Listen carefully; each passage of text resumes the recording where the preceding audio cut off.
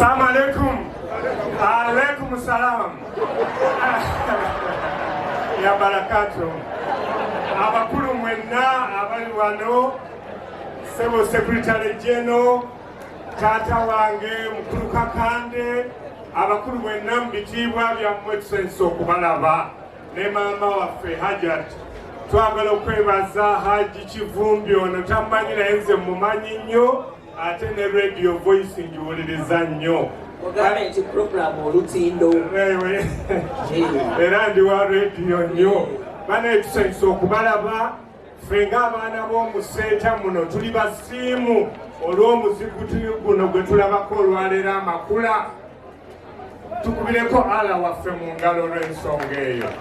Mwebale okutujuna n'okutudduukirira era tujja kwongera okuguwagira. Nze Honorable Reverend Dr. Peter Bakaluba Mukasa, Chairman w'ero C5, ate aradisa nyongeddeko ebitiibwa ebirala, nzijanga member wa Parliament owa Mukono Municipality wano Kaalo w'enzaalibwa. Tubasaba mutuwagire, mwebale emirimu gyonna gye mukola, era omulimu guno ojja kwongera okuguwagira. Nzizeeyo n'obusente butonotono, Sebo Haji Kivumbi ne cheque ya milioni 1 mujja kuguza mwebale nnyo. Allahu Akbar.